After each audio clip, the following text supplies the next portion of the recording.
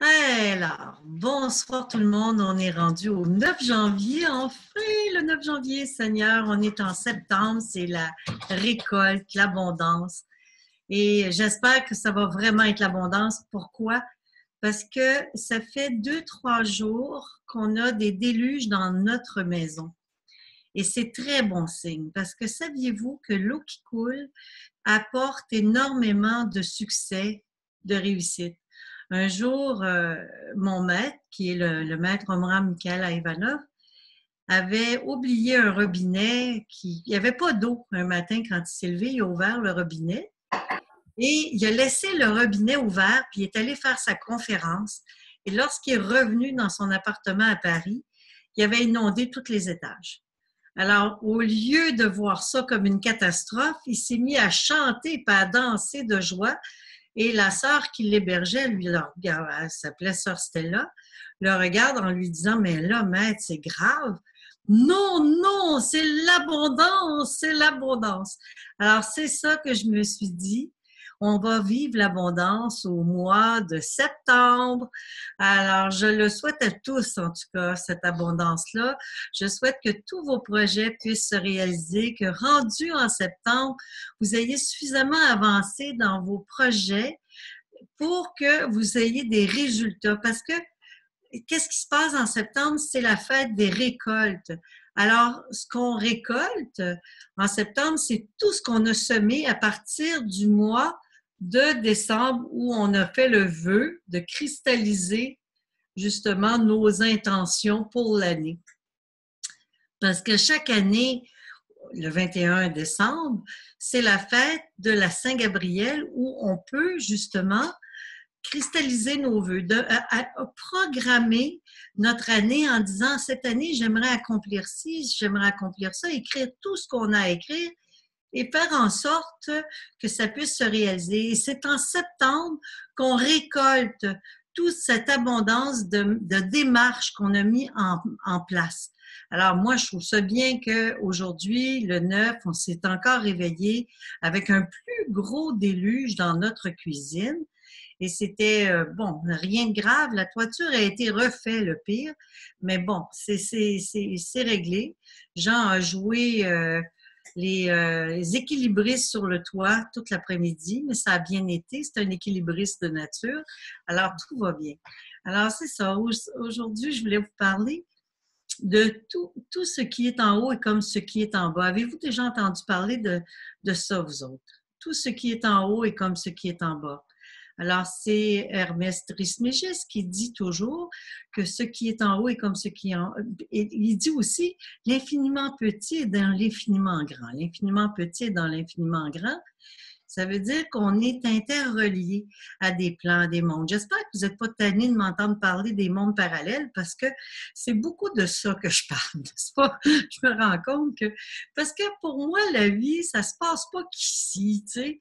Alors, mais on est le reflet de comment ça se passe sur tous les plans. Et j'ai voulu parler des corps d'énergie ou des mondes parallèles parce que pour moi, les mondes qu'on traverse à la mort, c'est la même chose que nos corps d'énergie. C'est vraiment simple comme ça. Alors, on va rencontrer, là, on est dans le plan physique. On rencontre ensuite, quand on meurt, le premier monde qu'on rencontre, c'est le plan astral, le plan émotionnel. Après ça, on s'en va dans le plan mental parce que, bon, là, je fais une rapide démarche, mais le plan mental, c'est après notre mort, on rencontre le plan mental quand on décide de faire un visionnement de tout ce qu'on a vécu, de ce qu'on a pu réaliser dans notre vie. Puis c'est là que les gens disent qu'ils ont vu à leur mort se défiler un film. Un film a tourné devant eux et ils ont vu leur vie en entier se dérouler. Mais c'est le plan mental, ça. En fait, c'est en astral que ça se passe à la mort, mais c'est le plan mental qui défile, justement, qui permet à toute personne qui décède de nettoyer, justement, prendre conscience de ce qu'ils ont vécu, de ce qu'ils ont réalisé et voir et vraiment sonder le pour et le contre. Mais c'est pas là que vraiment commence le véritable travail, c'est vraiment dans le monde spirituel.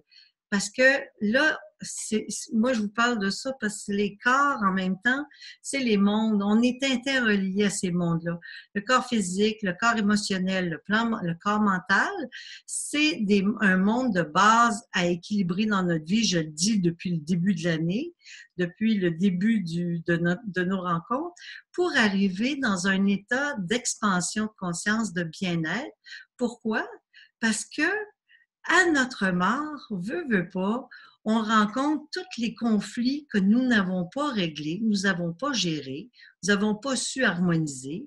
Et c'est là qu'il peut y avoir des petits problèmes. Hier, on en a parlé un petit peu, mais parce qu'il y a une question qui a été posée par rapport à une dame qui venait de la Suisse, je ne sais pas si elle est là ce soir, mais en tout cas, elle disait, est-ce que vraiment, moi j'avais entendu dire qu'il y avait différents mondes, qu'il y avait différentes possibilités, il y avait plusieurs étapes à notre mort. Effectivement, il y a plusieurs étapes à notre mort, mais c'est des belles étapes et je vous dirais que chacune de ces étapes-là sont vécues de façon de plus en plus harmonieuse au fur et à mesure qu'on comprend bien que la vie n'est pas sévère. Non, elle n'est pas sévère, elle est indulgente, elle nous permet juste d'être témoins.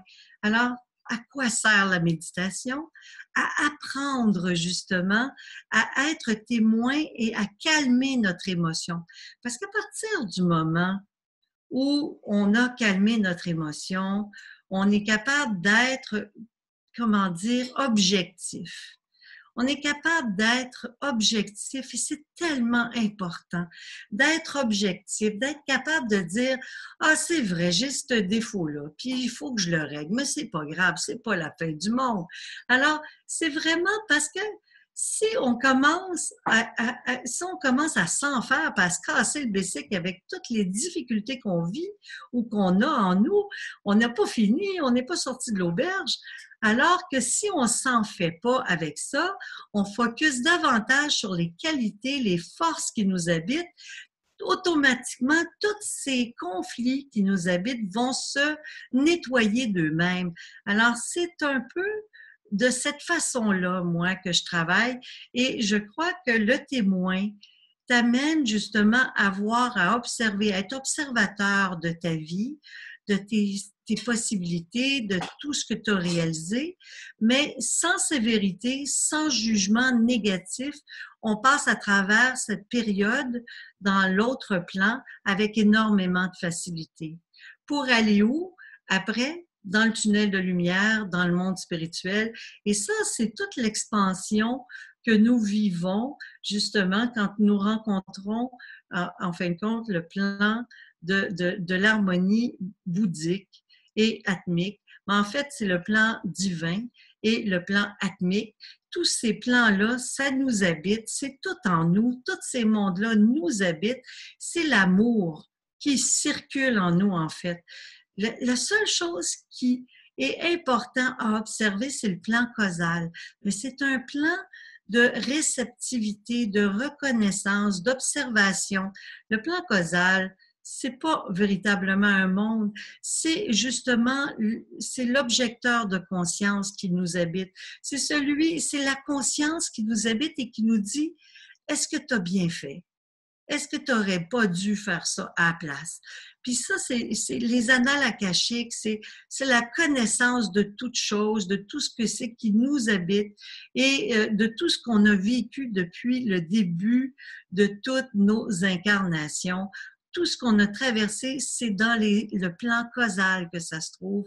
Et c'est pas là qu'on va en premier. On va là juste après, quand on fait un retour sur Terre. On retourne dans les annales akashiques, on revient, lorsqu'on revient.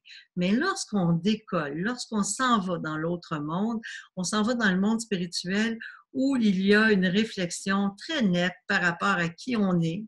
On est tout à fait objectif. On a totalement perdu le besoin d'être égocentrique parce qu'on n'en a plus besoin. Parce que c'est ici, dans la dualité, qu'on a besoin de cet ego. On n'a pas le choix. faut bien avoir un ego, c'est nécessaire parce que ça nous permet d'être objectif, d'être clair, de prendre des décisions. Parce que il y avait une amie, moi, qui me disait tout le temps, ah, je trouve ça tellement pénible des fois de toujours devoir prendre des décisions. Mais oui, c'est comme ça, c'est pas facile. Il y a des fois que, mais quand on arrive à être objectif, lorsqu'on arrive à méditer, lorsqu'on comprend que tous ces plans-là que je vous nomme, là, le plan bouddhique, le plan atmique, tous ces plans-là, le plan spirituel, en fin de compte, c'est l'amour, la reconnaissance, la beauté, la contemplation, la musique, la joie, le partage, toute cette nourriture-là qu'on peut aller chercher va générer de la joie en nous. D'ailleurs, le plan atmique, c'est vraiment la joie qui va créer une reconnaissance dans ces mondes supérieurs-là. Au lieu d'être sévère, on est dans un état de respect par rapport à notre environnement, de reconnaissance, mais pour nourrir notre vie, pour arriver à être véritablement en équilibre, pour ne pas être trop sévère, et de prendre des décisions avec plus de facilité, il faut apprendre à méditer. Il faut apprendre à être contemplatif. Il faut apprendre à vivre avec les données qu'on a en nous, c'est-à-dire la connaissance de notre corps, la connaissance de nos possibilités, de notre pouvoir, de notre action et de mettre tout en œuvre pour pouvoir se sentir le plus que possible dans un état d'harmonie et de paix. Alors, pour se sentir le plus que possible dans un état d'harmonie et de paix, on n'a pas le choix de prendre des décisions pour se nourrir. Et c'est là qu'on en vient on nourrit le corps physique, c'est sûr, avec les aliments, on mange. On nourrit le corps énergétique avec l'air qui nous entoure, avec tout ce qui est fluide, tout ce qui est invisible autour des aliments. La nourriture que nous mangeons, on a une odeur qui vient avec. Souvent, les cooks qui disent, souvent les cuisiniers disent « Ah, moi, quand je cuisine, j'ai plus faim. » Bien, c'est sûr. Moi non plus, parce que le corps énergétique a été tellement nourri qu'automatiquement, on n'a plus besoin de s'alimenter physiquement. On n'a plus besoin parce qu'on a été nourri tout le temps du processus. Alors, puis le plan mental, comment on nourrit le plan mental? Par la connaissance, par la lecture, par le partage. Alors, puis le plan après ça, le plan spirituel, c'est l'ouverture du cœur, de la reconnaissance. C'est en étant capable d'être objectif, justement, d'être dans la relation avec les gens qui nous entourent. Le plan bouddhique, c'est le plan de l'amour aussi. Le plan bouddhique, c'est vraiment la reconnaissance, être capable d'être dans la contemplation. Alors, c'est vraiment, tout est interrelié quand on y pense. Et le plan atmique, c'est le sérieux du grand maître. C'est vraiment, puis moi je dis souvent, mon Dieu, les maîtres du passé avaient donc ben l'air sévère. T'sais. Mais aujourd'hui, on réalise que les prêtres et tous les prophètes ont une forme de joie qui les habite. Pourquoi? Parce qu'ils comprennent très bien que l'austérité, c'est pas la voie. C'est impossible. On ne peut pas emprunter la voie spirituelle dans l'austérité. Ça prend absolument de la souplesse. Oui, de la rigueur, de la conviction, de la foi, de la reconnaissance, mais en même temps, tout en douceur et en souplesse. C'est tellement important. Alors ça, là, c'est pour vous décrire un peu de quoi on est fait. J'espère que je suis claire parce que je vous en donne pas mal d'informations en si peu de temps. Mais pour moi, c'est vraiment, vous pouvez le réécouter, parce que je sais que tout est pas mal là. J'essaie de rien oublier pour vous amener justement à comprendre que lorsque vous écoutez une musique exceptionnelle, une musique qui vous nourrit, qui vous régénère, ça nourrit justement le plan atmique. Ça nourrit les plans supérieurs. À partir du monde spirituel, le plan bouddhique et le plan atmique est nourri. Le plan, moi, ce que j'appelle le plan bouddhique, c'est aussi le plan divin. Le plan divin, c'est le monde qu'on est censé aller habiter. On est censé aller dans la prochaine étape de notre existence. On est à veille d'avoir réussi, ce que j'ai hâte, d'ailleurs, d'avoir nettoyé tellement le plan émotionnel que l'astral, qui est un filtre qui nous protège justement des bandits qui pourraient s'en aller dans le monde spirituel. Quand on va dans le monde spirituel, on rencontre que des gens qui sont dans la reconnaissance de la beauté. Puis c'est merveilleux, moi, je trouve, parce que on a vraiment, on reconnaît la beauté, mais en même temps, on reconnaît nos fautes, mais on ne s'apitoie pas sur nos fautes, on ne s'apitoie pas sur nos problèmes. Bien au contraire, on est témoin, observateur de la réalité. Alors, on se prépare dans ce monde-là, soit à se réincarner à nouveau, ou à traverser pour le plan divin, le monde spirituel d'en haut, c'est-à-dire le plan bouddhique, le plan d'amour inconditionnel, pour enfin pouvoir devenir des créateurs dans notre corps de lumière. Alors, le processus, ça n'a pas d'importance, le temps n'a pas d'importance, ça peut prendre encore des siècles, c'est pas grave. Ce qui est important, c'est de comprendre qu'on est sur une voie d'évolution qui nous amène de plus en plus loin en expansion d'état de bien-être. C'est ça qu'il faut qu'on comprenne à l'intérieur de notre démarche. C'est pas horrible. Au contraire, ça nous amène à réaliser qu'on a de grands pouvoirs, on est une baguette magique, incroyable. Et lorsqu'on voit toutes les possibilités de nos centres d'énergie qui se développent et comment les nourrir, ces centres d'énergie-là, par la contemplation, la prière, la belle musique, la belle lecture, voir des belles choses, arrêter de vouloir voir des choses horribles.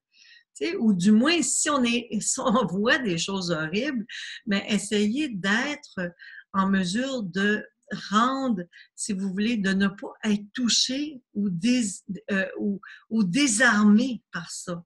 Alors, parce que chaque chose a sa raison d'être. Chaque chose, chaque situation a sa raison d'être. Et moi, je ne crois pas que la vie n'est pas organisée de façon globale, c'est-à-dire comme Daniel nous disait l'autre jour, le hasard n'existe pas. Effectivement, le hasard n'existe pas. Tout est programmé à l'avance. Tout ce que nous vivons, c'est quelque chose qui doit être vécu pour notre évolution, notre avancement, notre reconnaissance et là, surtout la reconnaissance de nos forces, de notre beauté, de notre possibilité, de nos grands pouvoirs, quoi. Alors, tout ça nous amène, plus nous allons aiguiser notre baguette magique, plus nous allons conscientiser ces mondes-là, ces plans-là qui sont en nous et qui sont au-delà de nous aussi, bien, plus nous allons pouvoir faire l'unité et être en harmonie et les traverser sans crainte. La peur, il n'y a rien de pire. Arrêtons d'avoir peur de la vie. La vie, oui, c'est sûr, elle nous amène des épreuves. D'ailleurs, quand un plafond nous tombe sur la tête, c'est jamais drôle, hein? Mais c'est pas pour rien qu'un plafond tombe, tu sais. Alors, il faut le réparer. Puis moi, je vois jamais une porte qui se ferme sans qu'il y ait une porte qui s'ouvre. Alors, il n'y a rien de grave. Jamais.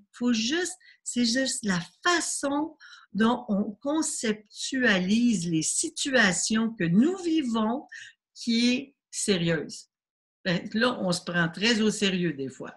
Mais si on observe ce qui nous vient, ce qui vient à nous, même les épreuves en disant qu'est-ce que je dois apprendre de cette situation-là? Il y a sûrement quelque chose d'information importante à l'intérieur de là, de ça que je dois intégrer pour vraiment grandir, parce que c'est à ça que ça sert. Toutes les situations que nous vivons. Mais comment régénérer nos corps? Bien, manger, c'est régénérer notre corps physique. Prendre soin, c'est régénérer notre corps physique. Mais aussi, il y a au-delà de ça, le plan astral, c'est toutes les émotions. Et oui, c'est toutes les émotions. Comment nettoyer le corps astral qui nous habite? Mais c'est en nettoyant nos conflits, nos drames, nos situations de conflit, mon Dieu, hey, même familiales et de toutes sortes. Dans le fond, calmer nos états d'âme, arriver à aimer les gens qui nous entourent et à comprendre que s'il y a une personne qui nous incommode, c'est peut-être qu'on a quelque chose à rectifier dans notre plan astral, dans notre plan émotionnel. Alors, c'est à nous de faire en sorte. Puis, on a une intelligence, là, hein? On est le mental ensuite, comment on le nourrit? Par la connaissance. Puis, c'est vraiment, plus on va connaître comment on est outillé, mieux ça va être. Après, bien, quand ça va après, au-delà de ça, les causes. Qu'est-ce qui cause des dérèglements? C'est le plan causal, ça. Alors, ça, c'est un monde entre deux mondes, le plan causal. Et le plan causal, c'est la bibliothèque de Dieu. C'est là où je répète encore, où se cachent toutes sortes de choses, toutes sortes de situations qu'on doit comprendre et vraiment harmoniser, tout simplement, et connaître. C'est le plan de la reconnaissance. Alors, c'est pas un monde. Le plan spirituel, c'est l'amour inconditionnel, naturellement. C'est l'absence d'ego. C'est le besoin d'être nourri par la beauté. C'est la méditation. C'est la prière pour accéder à tous ces plans supérieurs. Voilà. C'est de ça que les guides voulaient que je vous parle ce soir. Et c'est un peu pour cette raison que je vous ai mis le pentagramme sur mon Facebook pour que vous compreniez tous qu'il y a une prière qu'on peut faire chaque soir avant de s'endormir pour mieux rêver et recevoir des messages importants par rapport à ce que c'est qu'on a à comprendre dans notre existence.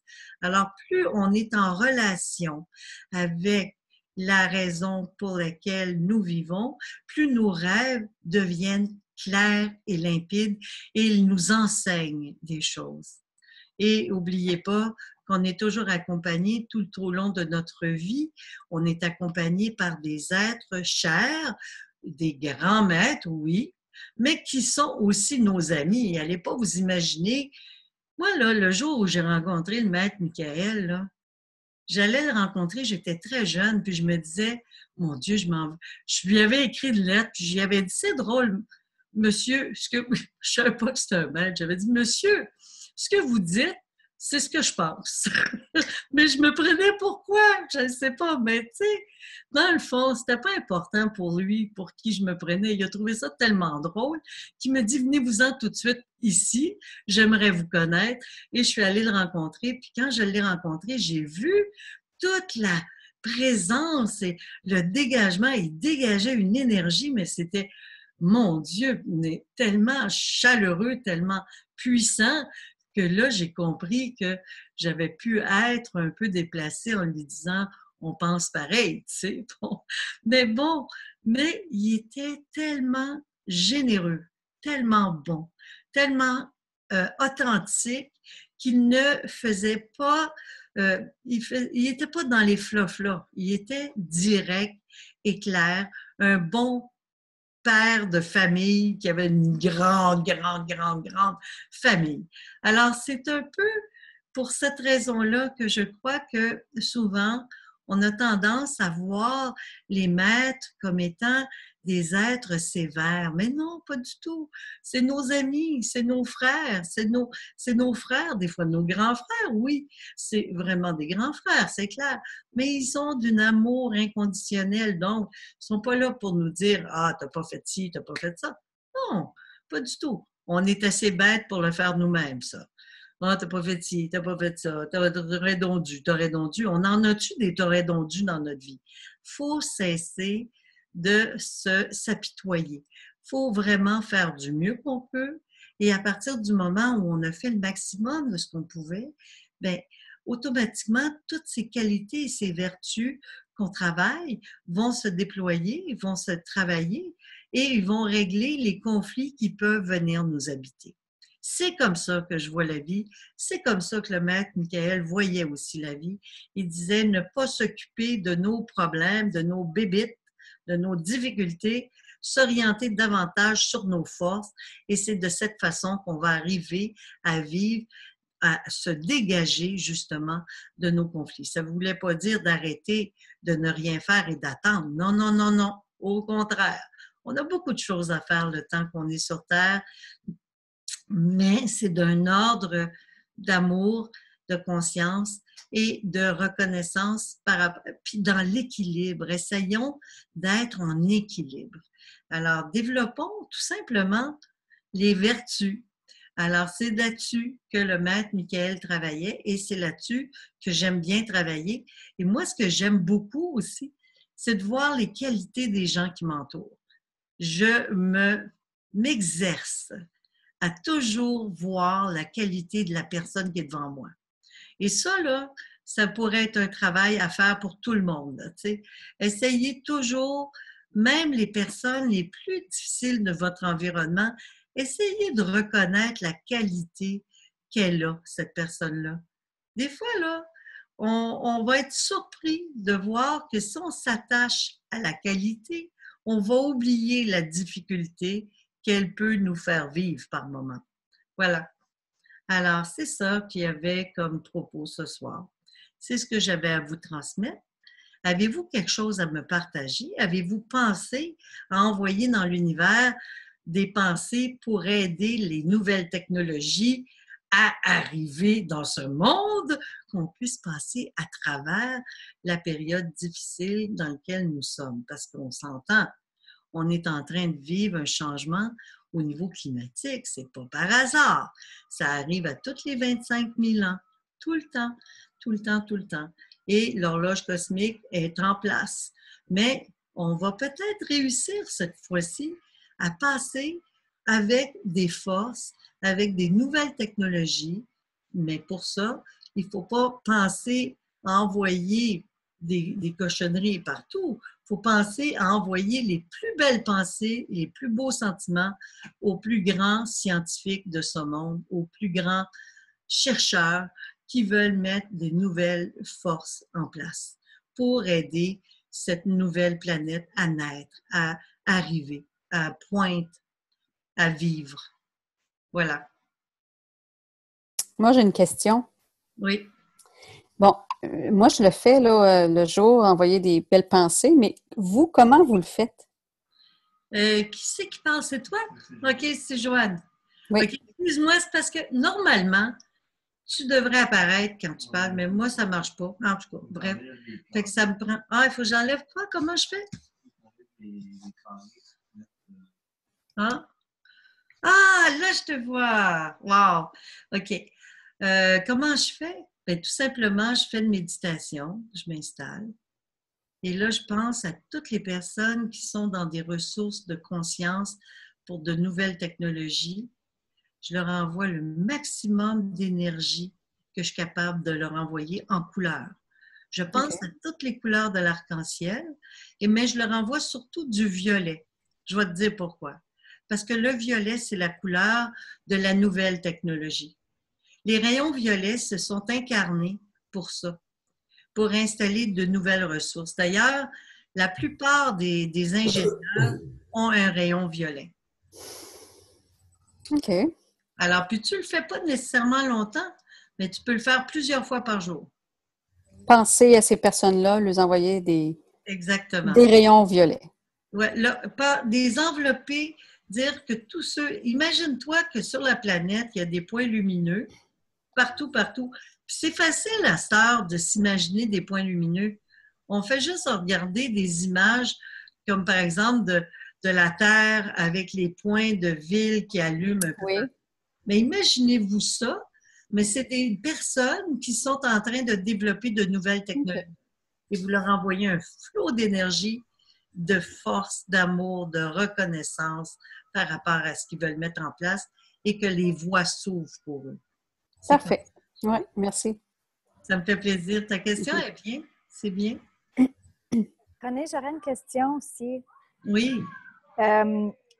on a parlé de ça il y a, je pense, une couple de jours, mais tu as dit que c'est possible d'avoir des réponses à des questions si on met quelque chose en dessous de notre oreiller. Oui. Est-ce que tu peux parler un peu plus de ça? Comment ça marche? Bien, tout simplement, en couchant le soir, si tu as une question, tu la poses, tu l'écris et tu la mets sous ton oreiller et tu essaies de la visualiser dans ta tête aussi. Tu la poses aussi après avoir fait ta prière, ton pentagramme, et tu t'endors avec ça. Et bien souvent, la première chose qui va te venir le matin, c'est vraiment très particulier. Tu vas te réveiller, là, la minute que tu sens le déclic du réveil, essaye d'y penser parce que c'est là que tu as ta réponse. C'est vraiment spécial et ça fonctionne. Ça fonctionne très bien. Et ton bébé va bien? Oui, ça va. Pas beaucoup de progrès, mais on attend. On espère. OK. Ben, les médecins, ils disent quoi? Les médecins disent qu'il faut attendre puis qu'avec le temps, ça va aller mieux. OK. Elle a besoin de grandir parce que son trachea, il y a quelque chose là-dedans qui fait qu'il se ferme. Fait qu'elle a besoin de la pression pour l'aider à pouvoir bien respirer. Sinon, elle n'arrive pas à respirer toute seule. Elle est liée à la planète Terre. Ah ouais? Oui, tous ceux qui ont... c'est une grande médium, ta fille. Mm. Une grande âme qui vient nous rejoindre. Oui, en plus, c'est drôle parce que son nom, elle s'appelle Alia Noor. Puis Alia en arabe, c'est le plus haut point. OK. Puis Noor, c'est la lumière. Wow, ça ne m'étonne pas. Ouais. Ah non, elle va passer à travers. T'inquiète-toi pas. Ah, j'espère. J'ai hâte de la voir à la maison. Ah oui, d'ici 2-3 semaines, là, ça va se placer. C'est une question de temps. Là. Ouais. Juste comme encore, a besoin encore de certains temps, mais elle fait un travail géant en attendant, ma chère. Ah ouais. Incroyable, incroyable. Le maître dit toujours qu'on est plus puissant dans l'invisible que dans le physique. Puis elle est encore liée à l'invisible. Il y a aussi longtemps que sa respiration ne sera pas établie, elle n'est pas tout à fait intégrée à son corps. Alors, c'est une très grande âme. Comme l'autre. Comme les deux autres que tu as. Eh bien, c'est bien.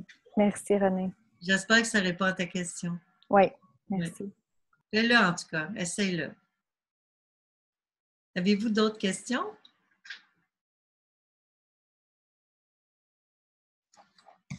Renée, moi, je n'ai pas de questions, mais je voudrais te remercier pour aujourd'hui parce que ça tombe pile avec plein de choses qui se passent présentement.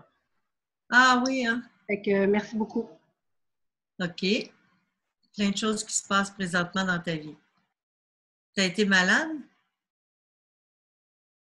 Ça, c'est une... ça, c'est... La vie m'a forcé en quelque part à être malade pour que je puisse être capable de prendre le tournant de quelque chose. OK. C'est pas la réponse. Et d'intégrer plein d'autres bébelles. C'est ça, exactement. C'est une belle réponse, ça. Renée? Oui, Ginette. Je dois quitter parce que je suis chez des amis. Puis je vais être de retour vendredi soir. OK. Et puis je vais suivre quand même à chaque jour en différé. En différé, OK. Oui, puis je vais t'envoyer un rêve que j'ai fait par courriel. OK. Ouais, je n'ai pas eu le temps encore de répondre aux courriers que les gens m'ont envoyés. Je vais m'en occuper demain. Ben, c'est pas grave. Tu fais bien d'en parler, Ginette, tu me fais penser. Même si vous avez des messages d'erreur, c'est faux. Je reçois vos emails. OK. Ben merci beaucoup. Merci tout le monde. Merci. Bye-bye. Merci. Bonne soirée. Bonne soirée. Merci René. Puis un petit mot sur la pensée du maître aujourd'hui. Oui. Il est sur l'unité d'amour universel. Il montre la méthode. Je l'ai mis sur mon Facebook le 9, la conférence, le propos. C'est cool parce que moi, j'ai pas ton Facebook. OK. Mhm. Ben, merci encore. Bonne soirée. Ça me fait plaisir. Ça me fait plaisir. Bonne soirée à toi, Paul. Merci, René. Merci, René. À bientôt. Attention à vous autres, les amis. À bientôt. Merci, madame. Merci beaucoup. Merci. Bye, René. Merci beaucoup. De rien. À plus. Ben, merci, René. Ça tombe en plein. Ça tombe dans le mille, hein, ce que tu nous. Ça tombe beaucoup. Ça me touche beaucoup quand tu parles de tout ça, là, tous les nouvelles. Presque tous les sujets me pointent dans le mille. Là, je reste bouleversé par les petites jumelles. Là. Mais on va leur envoyer de l'énergie à ces petites jumelles-là. Bonne soirée, et on se parle bientôt. Oui, bien justement, profitons-en pour envoyer toute l'énergie nécessaire à justement Tania, qui est la mère des jumelles, pour qu'elle, puis même à sa fille. Alors, à sa petite fille là, qui est encore à l'hôpital pour des soins parce que c'est un enfant prématuré, ceux qui n'étaient pas là hier. Et c'est ça, mais elle est quand même rendue à 9 livres et ça va quand même se placer. Elle est très, très liée à la planète parce que tous les médiums actuellement ont des problèmes de respiration, des bronches. Tout le monde sur la planète. Pourquoi? Parce que la planète elle-même passe à travers une période où c'est l'air et l'oxygène qui devient extrêmement sollicitant pour elle. Elle est obligée d'utiliser l'air. On est lié à la Terre et tous les médiums sont liés à la mère Terre automatiquement. Alors, c'est notre air à nous. Alors, pensons à cet enfant-là pour lui envoyer toute la force et la volonté qu'elle a besoin, la détermination qu'elle a déjà, mais ça va l'aider juste à... Puis essayons de l'imaginer en train de s'ouvrir cette gorge-là, là, cette trachéo. Je ne sais pas comment on appelle ça, Tania? La trachée. La trachée. Qu'on pense à la trachée de cet enfant pour l'ouvrir tout doucement, en douceur, en harmonie. Enveloppons-la dans du beau rose, du orangé. Le orangé, c'est l'archange Raphaël. Hein? Il s'occupe de guérir, il s'occupe de la guérison. Alors, si on l'imagine dans l'oranger, ça va vraiment aider. Et c'est vraiment... quelque chose qui peut vraiment... C'est déjà probablement déjà là. Il y a déjà beaucoup d'anges autour d'elle, j'en suis certaine. Mais bon, on va juste comme appuyer dans ce sens-là. Voilà. C'est beau. Merci, Lucie, d'envoyer ton énergie. Merci. Alors, il y a des gens qui m'ont écrit, je n'ai pas eu le temps de leur répondre. Il y a beaucoup de gens qui veulent me voir en consulte, il n'y a pas de problème. Je vais probablement commencer mes consultes la semaine prochaine. Cette semaine, j'en ai déjà de cédulés et je peux vraiment pas en rajouter. Mais la semaine prochaine, probablement, ou la semaine d'après, en tout cas, je vais essayer de voir dans l'agenda qu'est-ce qui est possible de faire. Voilà. Est-ce que quelqu'un d'autre a quelque chose à partager avant qu'on quitte? Christian, il n'a pas parlé. Ça m'étonne. Il est déjà parti. Alors, à bientôt. Ben, moi, je peux vous dire que dans ce moment, je suis à créer un appareil technologique qui ne changera pas le monde. Là. Ça va peut-être améliorer le monde des chevaux, mais ça ne changera pas le monde. Mais beaucoup de choses sur les technologies. Effectivement, il y a des petits bijoux qui vont arriver à notre disposition, qui vont être mis. Il y a des technologies qui sont mises à notre disposition qui vont vraiment pouvoir avoir la capacité de changer les choses. Soit-on qu'on sache quoi faire avec. On est sur une corde de raide en train de vouloir modifier des choses. Je suis très, très, très sérieuse en disant ça. C'est que toutes ces nouvelles technologies-là qui tardent à arriver ou qui sont bloquées pour différentes raisons, il faut aider. Des fois, c'est les moyens, c'est les sous qui manquent. Alors, il faut essayer d'envoyer le maximum d'énergie possible pour que ça puisse se réaliser, se concrétiser. Voilà, que les bonnes personnes rencontrent les bonnes personnes pour que les situations soient possibles. Voilà. Alors, bien, à bientôt tout le monde. À demain. Demain, on va être rendu le 10. Yes! Je vous embrasse, je vous aime et à demain. Bye bye. Bye. Bye. Bye. Bye. Bye.